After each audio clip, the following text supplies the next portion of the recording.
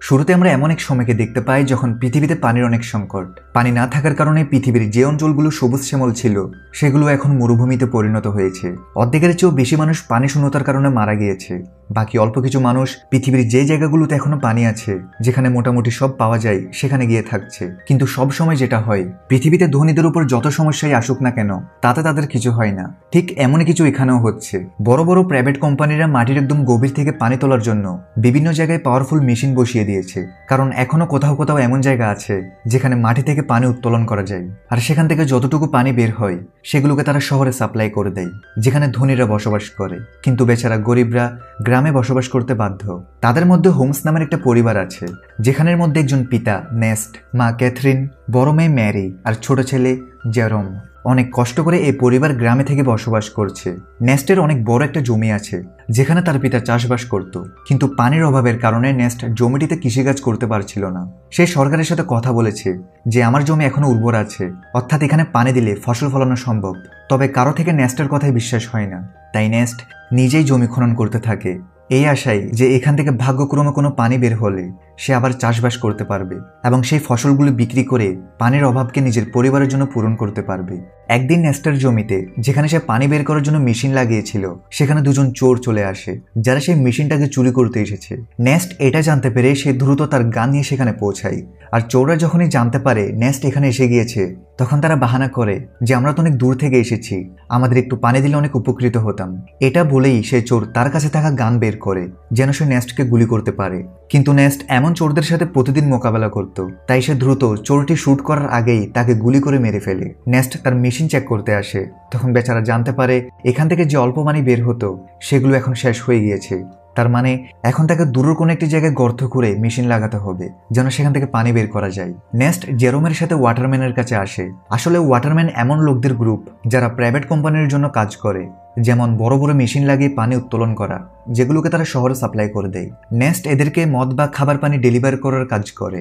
সে শহর থেকে সব জিনিসগুলোকে নিজের গাধার পিঠে করে এনে এই ওয়াটারম্যানদের দিয়ে দেয়। এই ওয়াটারম্যানদের মধ্যে ম্যাক্স নামের এক লোক রয়েছে, যার সাথে নেস্টের ভালো সম্পর্ক রয়েছে।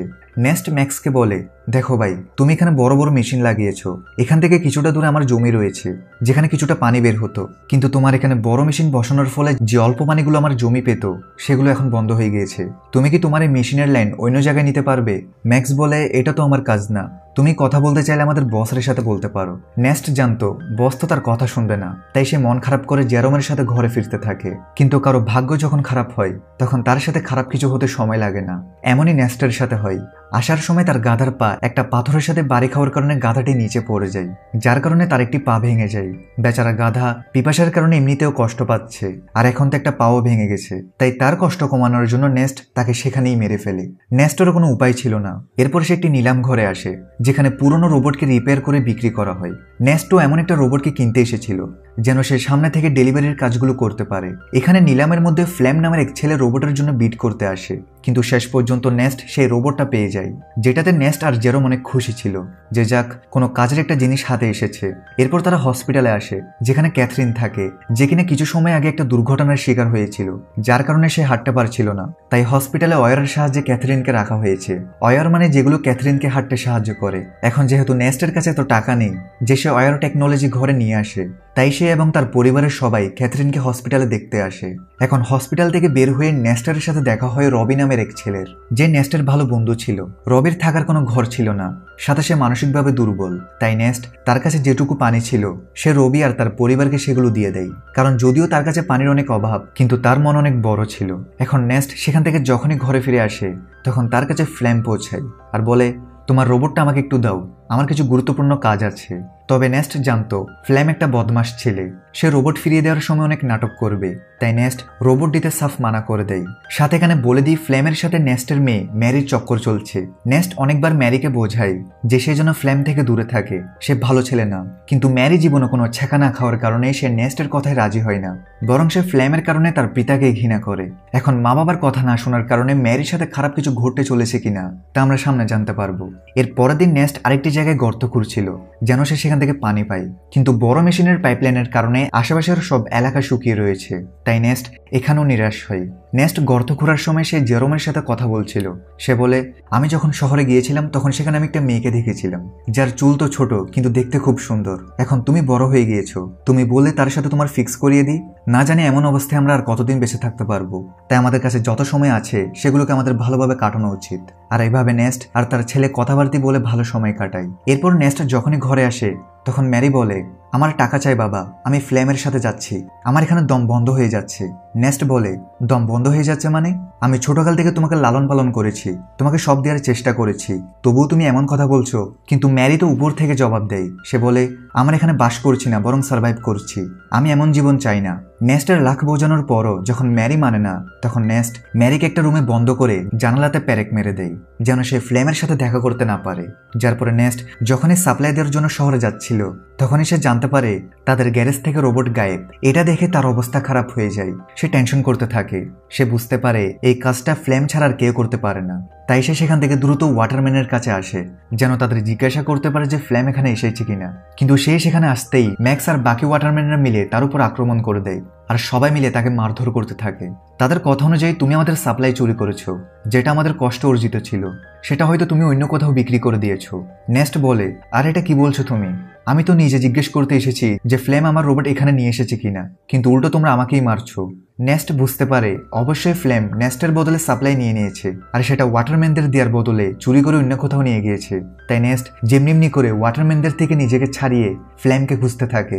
আর বেশ কিছুক্ষণ খোঁজার পর সে ফ্লেমকে পেয়ে যায় এবং নেস্টের সন্দেহ সঠিক ছিল, ফ্লেমই সাপ্লাই চুরি করেছে আর সেটা সে আরামে খাচ্ছিল। তাই নেস্ট গান পয়েন্ট করে ফ্লেমকে ভয় লাগায় আর তাকে ওয়াটারম্যানের কাছে নিয়ে যেতে থাকে এটা বলার জন্য যে সাপ্লাই আমি নয় বরং ফ্লেম চুরি করেছে।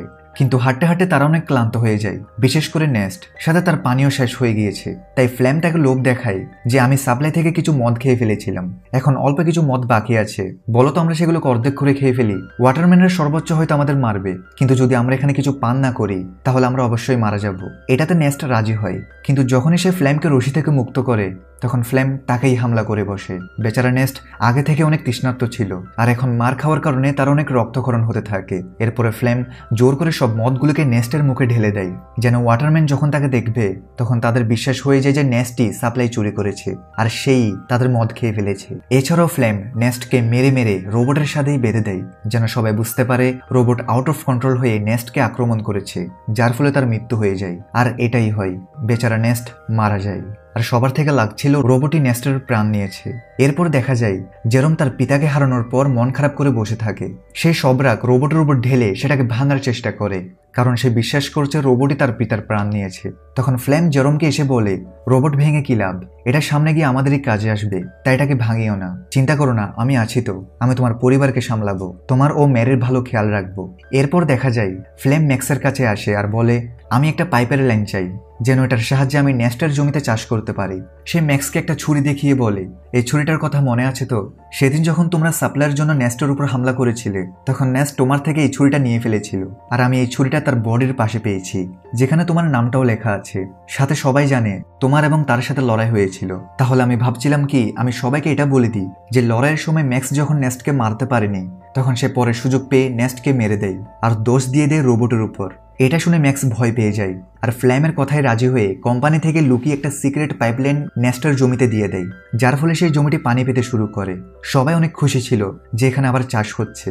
ফ্ল্যাম প্রতিদিন লাঙ্গল চালায় যেন ফসল ফলাতে পারে আর দেখতে দেখতে তার পরিশ্রমেরও ফল পাওয়া যায়, অর্থাৎ ক্ষেতের সব দিকে ফসল ফলতে শুরু করে, যেগুলো দেখে জেরোম আর বাকির অনেক খুশি ছিল। সাথে ফ্ল্যাম আর ম্যারির রিলেশনশিপ ছিল, যার পরে তাদের বিয়ে হয়ে যায়। বিয়ের পর ফ্ল্যাম অনেক খুশি ছিল আর সে ভাবছিল যে এই সব কিছু নেস্টের ছিল। আজ যদি সে বেঁচে থাকতো তাহলে না তো তার সাথে ম্যারির বিয়ে হতো আর না তো সে এই জমি পেত। নেস্টের মারা যাওয়ার পর সে সবকিছু নিজের করে নিয়েছে। কিছুদিন পর দেখা যায় ব্যাংক থেকে কিছু কর্মচারী আসে, যাদের কথা শুনে ফ্ল্যামের পায়ের তলার মাটি সরে যায়। ব্যাংকের কর্মচারীরা বলে যে জমিতে তোমার ফসল ফলেছে সেই জমিটাকে নেস্ট বন্ধক রেখেছিল, সেটা তো তোমার না, তাই এই জমিটা ব্যাংকের হলো আর এখানে যে ফসল ফলেছে সেটাও ব্যাংকের কাছে যাবে। ফ্ল্যাম বলে, না, এই কথাটা তোমাদের ফসল ফলার আগে বলা উচিত ছিল, তুমি যদি প্রথমে বলে দিতে তাহলে আমি আরেকটি জমি দেখে নিতাম। কিন্তু ব্যাংকের কর্মকর্তারা তার কথা শুনে না আর বলে 1 সপ্তাহের ভেতর টাকা দিতে না পারলে এই জমিটাকে তুমি ভুলে যাও। এটা বলে তারা চলে যায়। ফ্ল্যাম অনেক চিন্তিত হয়ে পড়ে যে নেস্ট আমাকে বোকা বানিয়ে দিয়েছে, ভিখারি কোথাকার, জমিন পর্যন্ত বন্ধক রেখেছে, এখন টাকা কোথা থেকে আসবে? ফ্লেম একটা পথ খুঁজে পায়, তা হচ্ছে তাদের রোবটকে বিক্রি করে দেওয়া। আর সে সেটাই করে। সে নেস্টের রোবটটিকে গাড়িতে তোলে আর জেরোমকে বলে, আমি রোবটকে বিক্রি করতে যাচ্ছি, যেন এখান থেকে পাওয়া টাকাগুলো দিয়ে আমি ব্যাংকের ঋণ পরিশোধ করতে পারি। তবে ফ্ল্যাম তো কোনো ভালো ছেলে ছিল না। সে রবির কাছে আসে আর তাকে বলে, তুমি আমার সাথে আসো, আমি তোমার জন্য খাবার পানির ব্যবস্থা করছি। এটা শুনে বেচারা রবি নিজের বাচ্চাকে নিয়ে ফ্লেমের সাথে চলে যায় আর তার স্ত্রীকে সেই জায়গায় রেখে যায়। কিন্তু ফ্লেম একটি সময় রবির বাচ্চাটাকে বেঁচে ফেলে, যেখান থেকে পাওয়া টাকাগুলো সে ব্যাংকে দিয়ে দিবে। এখন এটার খবর যখনই রবির কাছে আসে, তখন সে ফ্লেমের সাথে ঝগড়া করতে থাকে। কিন্তু ফ্লেম যেখানে বাচ্চাটাকে বিক্রি করেছিল, সেখানে ঝগড়া করার কোনো নিয়ম ছিল না। আর বাচ্চা বিক্রি হয়ে গিয়েছে মানে চুক্তি আর ভঙ্গ হবে না। তাই সে খারাপ লোকরা রবিকে গুলি করে মেরে ফেলে।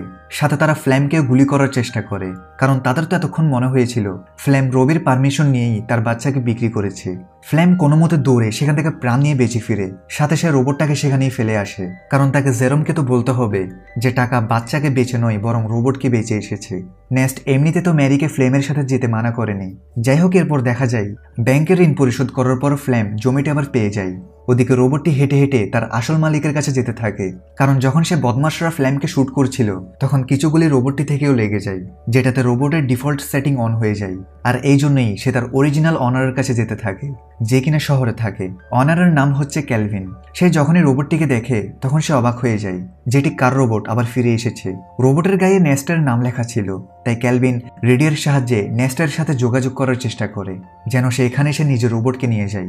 কিন্তু জেরোম যখনই রেডিওকে অন করে তখন সে অবাক হয়ে যায় যে ফ্ল্যাম তো বলেছিল সে রোবটকে বিক্রি করে দিয়েছে। এখন এই ক্যালভিন নামের লোকটা বলছে রোবট তার কাছে। তাই সে ডিসাইড করে ক্যালভিন যখন রোবট ফিরিয়ে দিতে চায় তাহলে তো ভালো, জেরোম সেটা নিজে গিয়ে নিয়ে আসবে। সেদিন জেরোম রবির ওয়াইফকে দেখতে পায়, যে কিনা রবি ও তার বাচ্চা ফিরে না আসায় হতবাক হয়ে আছে। এখন সে একটা পুতুল নিয়ে তার বাচ্চা ফিরে আসার অপেক্ষা করছে।